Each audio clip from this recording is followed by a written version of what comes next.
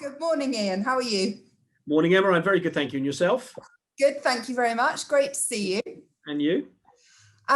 So before we start talking about Mio, Ian, it would be fantastic if you could just introduce yourself. Tell us a little bit about Innovation Collaboration Group, which is an initiative that we're incredibly proud to support, and also explain why you think it's so important that we sort out the way property transactions are run. Okay, so a little bit about me. My name is Ian White. I'm sort of a career estate agent. It's what I did man and boy. Literally walked down the school the day I left school and started on a Friday and started on the Monday. Spent a lot of my time with a company called Romans Estate Agents, which I was very proud to be part of, and it was a great business that we built up.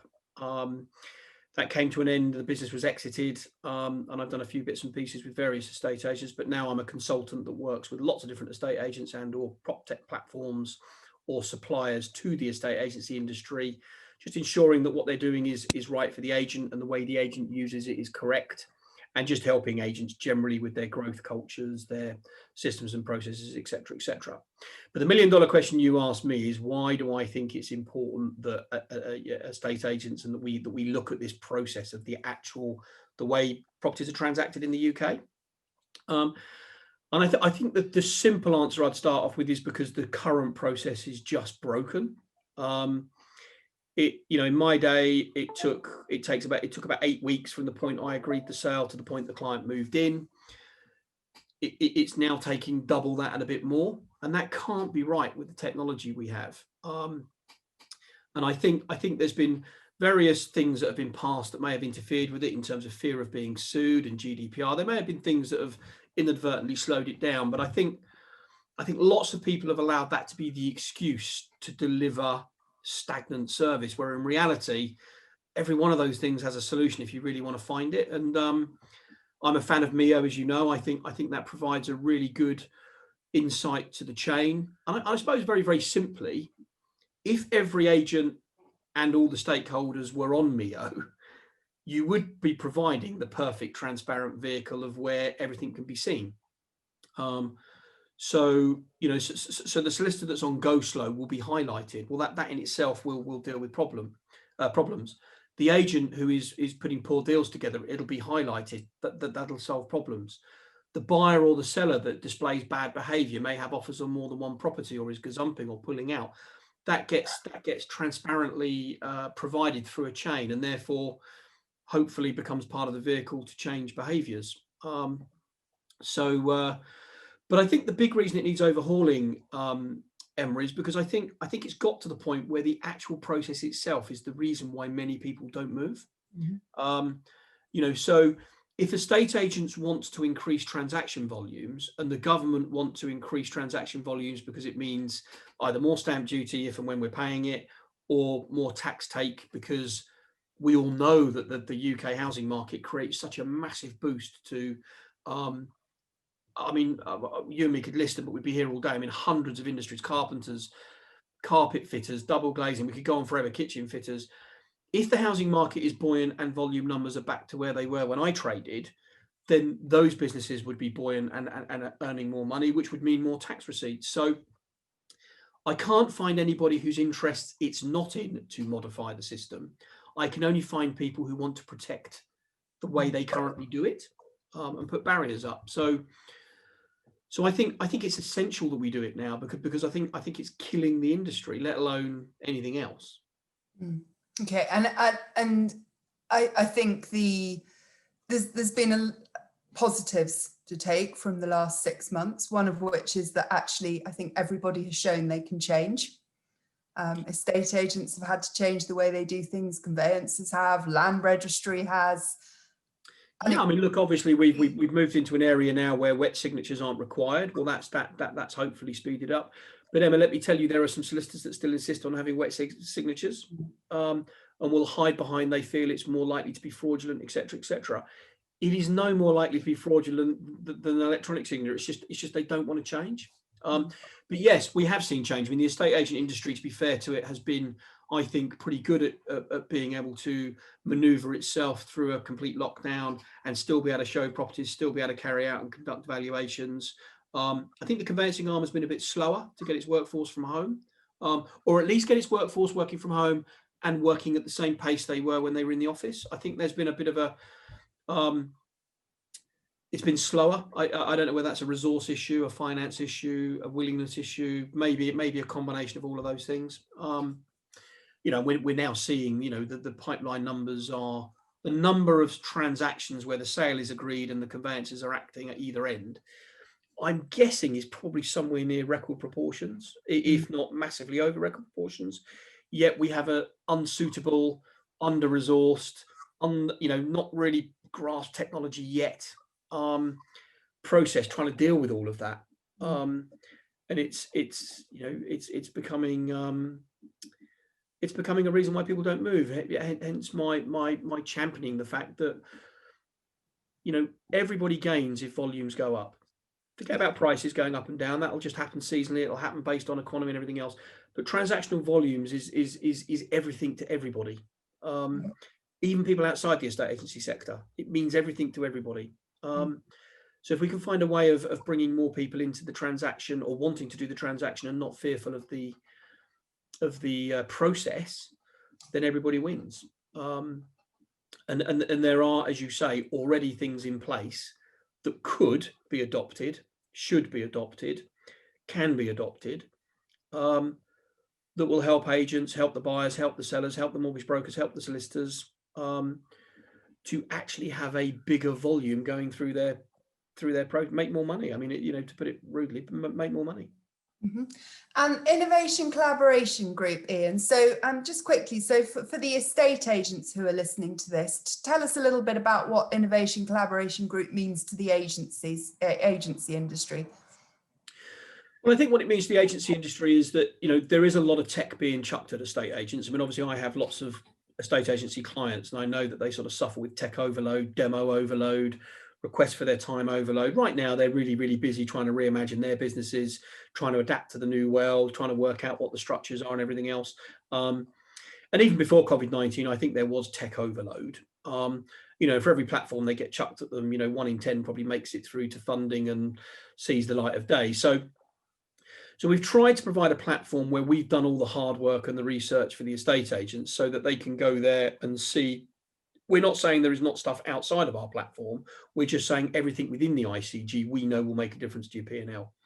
We know that the people have got an honest desire to help you with your systems and processes. We know that they've got platforms that are solving real platforms or services that are solving real problems. And we know that they're having a real positive effect on some of the estate agents that we've spoken to that are working with them. So they're referenced, we've checked them. We've checked them from the estate agent's perspective. We've checked them from the end user's perspective where appropriate. We're a select group. We, as you know, Emma, being a member, we reject more applications than we accept. So it's not a sort of, pay here, sign, push hard, and we'll have you in our club. If it was about making money, we could have 3, 4, 5, 6 times the number of members. It isn't about making money. It's about giving the agent a place where they can feel safe. That they're at least dealing with the right type of people. And if there's suppliers who are listening to this who aren't currently in ICG and are willing to go through your robust application process, Ian, what is ICG about for suppliers? I can give you a little view on what it's meant to us, but in your own words. What we're looking for are people that are solving real problems first and foremost. So we want to check that the problem that they think they're solving is real. 2, we want them to be able to demonstrate that they already have agents onboarding who would provide a reference to the suitability of the product for the problem that's being fixed. We'd want them to be relatively established. We're not looking for all of the sort of underfunded new starts to come along. We want them to have a collaborative approach, which is a big part of the Innovation Collaboration Group, where they're happy to work if there is a solution that can be worked with another member. Or frankly, just a generally collaborative approach. So it may be that they're collaborating with a non-member. We don't hold our members to any exclusive arrangements. We just ask them that if there is a product that will enhance the estate agent's ability to do business, that is best achieved by pushing 2, 3, 4 suppliers together to create a solution for that particular estate agent, or maybe estate agents en masse, then work together rather than try to build your platform to fill because everyone's got a core offering. And sometimes what they want to do is say, well, instead of turning away a few pounds worth of income, they try and develop their product to do something else. That's fine. I haven't got a problem with that. But actually, would it be better just to bolt in an already perfect solution and give the agent something quick, ready to use and out of the can?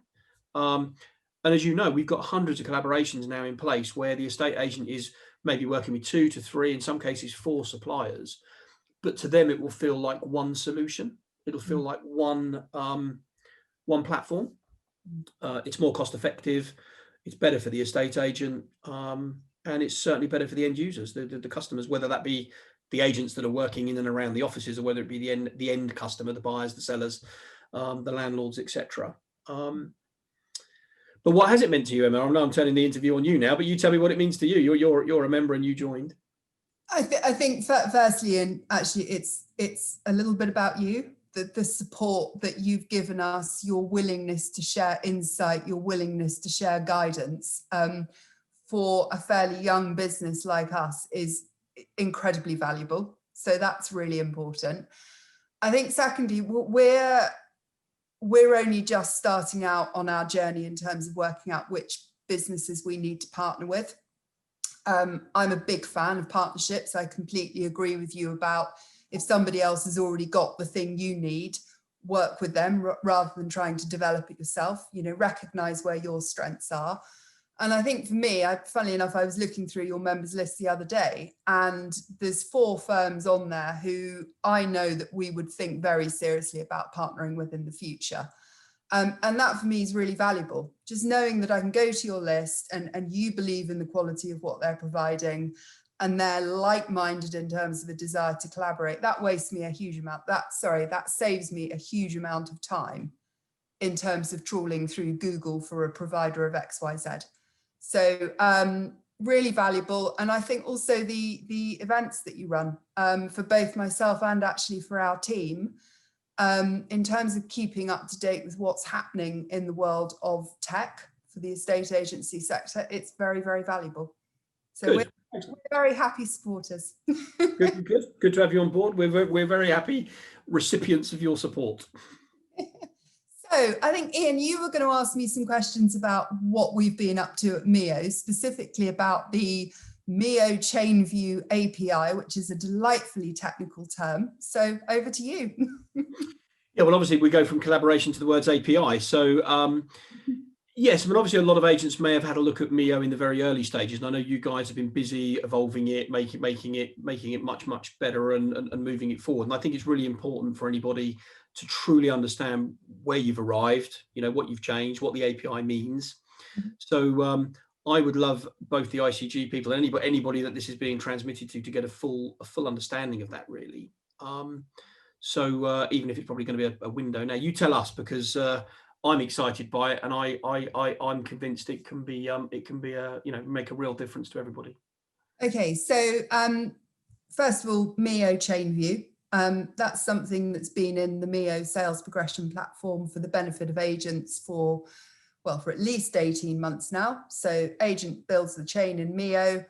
As they update the status of a transaction in that chain, the buyer or seller is updated via the Mio consumer app. So the chain view in itself is not a new thing.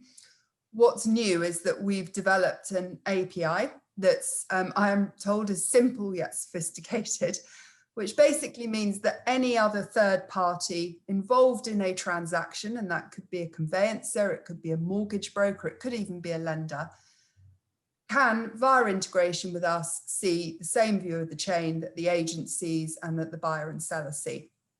Probably the easiest way to talk through it, Ian, and I'm going to try and just share my screen and just share a quick demo of what we're talking about.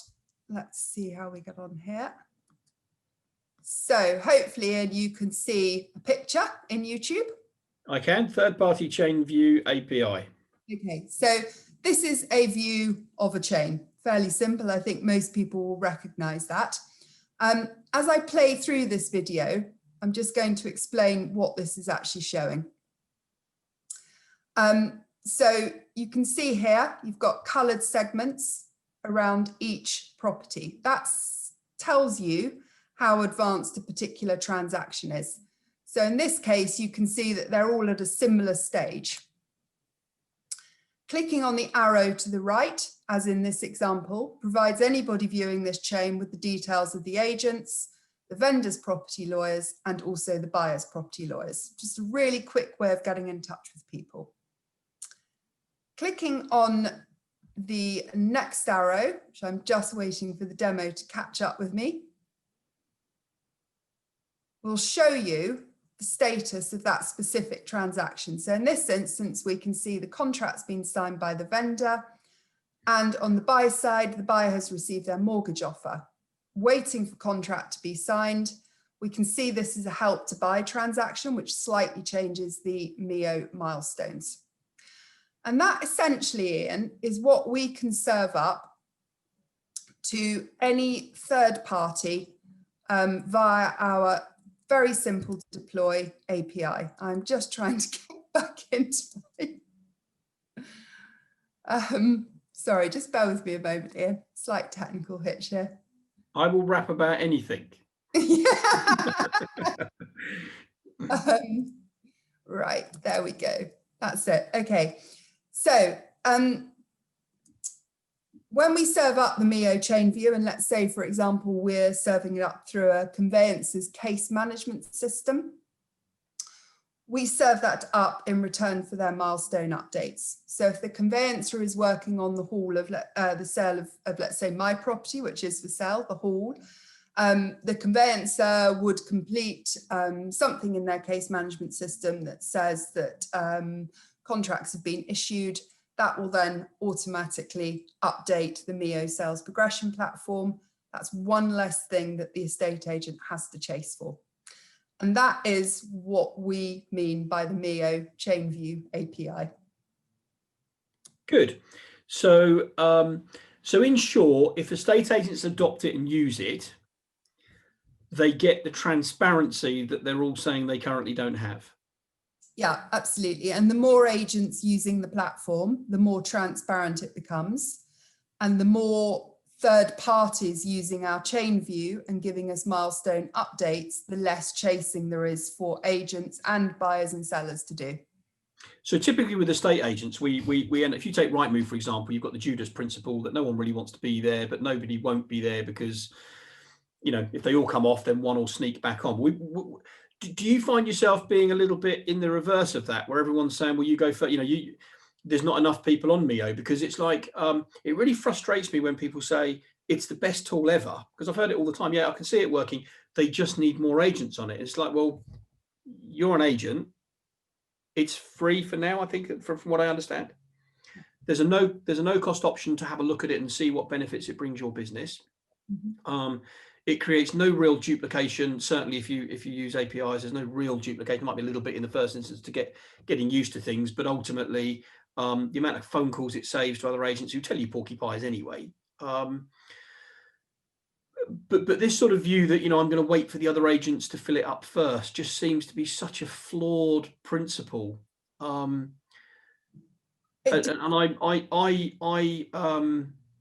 I find it really frustrating that estate agents can't see that it's just a question of try it, go first. Yeah, it depends very much on what an agent's using it for. So if you start using MEO today as an agent, it will make an immediate difference to your ability to efficiently and simply progress sales. It doesn't matter if there are no other agents using it. You can still see the progress of your own chain, can't you? Your own piece of the chain. You can start to visually see which ones have got the red lights, which ones have got the green lights, which ones are.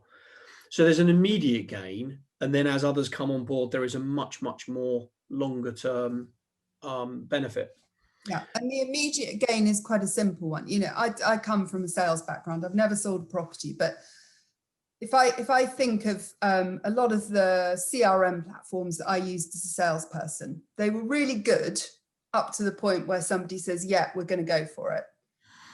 Just like getting a house to SSTC. There's a whole load of stuff that has to happen then to actually get the money in. It doesn't matter whether you're selling a house or a widget or a service. And in my old world of sales, CRM platforms were terrible at that bit. And it's very similar with Mio. It's very difficult to progress a sale effectively in the majority of CRM platforms. Mio gives you an immediate solution for that problem. And if you've got quite a young team, as a lot of teams and agents are, who might never have had any sales progression training, this gives them a really simple process to follow. And I'm mentoring a couple of agents for Agents Together. And, one of the first things I ask them is, tell me how you progress a sale. And they show me their notebook or a load of Post-it notes. And I'm just like, and they're busier now than they've ever been. Yeah. And young people who are really feeling the pressure and they're trying to progress a sale on a Post-it note. And I really feel for them. And Mio solves that instantly. Great. Yeah, I think one of the messages I'd want the estate agents to get from this exchange between you and me is that a lot of sales progression isn't progressing sales. It's basically, in terms of, it should be progressing the sale through to an outcome, but actually what it is most estate agents operate sales progression as a fact-finding exercise to know why the sale hasn't gone through. What they should be doing is then taking that information and affecting the outcome. Because Mio in reality is already giving them the information about where the logjam is, it should hopefully, well, in fact, I've seen it change the behaviors where they move from finding out what the problem is because they can see the problem to actually now doing something around deadlines, pushing, writing to an emailing and saying, look, it's been 3 weeks, we haven't had your search fees in yet. And if we haven't got them by Monday, we've got to go back on the market. It's been a month, we haven't seen your survey. Or it's been a month, Mr. Vendor, the guy 3 down from us doesn't appear to have put his solicitors. This isn't a real chain. Let's get on with another buyer. So I do see a lot of sales progression has just fallen into this pattern of, quite an expensive process from the estate agent's perspective to have its resources find out why the sale isn't progressing. Well, I'm not so sure finding out why is the answer. It's actually then doing something to affect the problem. And the really good outsourced sales progression places and all the really good agents that really get sales progression, that's what they do. They progress the sale. And Mio allows them to not worry too much about the finding out what, because it's already there, and allows them to spend more time and therefore changes the behavior, because you've got to do something with your day to justify your existence, really. So I love the fact that it does change. The average sales progressor with Mio as a tool tends to move from a fact finder to a problem solver. And I think that's a really big change in the estate agency. They then start to hold the lawyers accountable and the bad behavior in the chain accountable, because they can see it's just stagnant, and it logs it all. So yeah. It should be seen as a tool that empowers agents to do something most of them already do better, without radically changing the way they behave. This is not about us saying to agents, oh, you've got to rip it all up and do it a completely different way. It's just saying, take what you're already doing on a Post-it note or in a notebook or in your head and do it on this platform. And now really is the time, Emma, to do it. They've got bursting pipelines. If they've got sales progression units, they're overworked, under-resourced. If it's their estate agents doing it, it means they can't be proactive doing other stuff that they should be in terms of customer care, maybe winning those extra instructions, maybe keeping front of mind for if and when the market slows down. They haven't just disappeared from. But if all their time is spent sales progressing, then of course there's going to be something else going belly up. And this tool right now, it's the most obvious time to have the tool, because as you said, there's no training really needed. It just switches on and works. So it's an hour. We can set an agent up in an hour. And I think the other thing that's really important as well is from a business resilience point of view, in our own business, Ian, as in lots of businesses, we have quite a few people due to take holiday in the next 3 months. Yeah. They've been on furlough, so they didn't take holiday in the summer.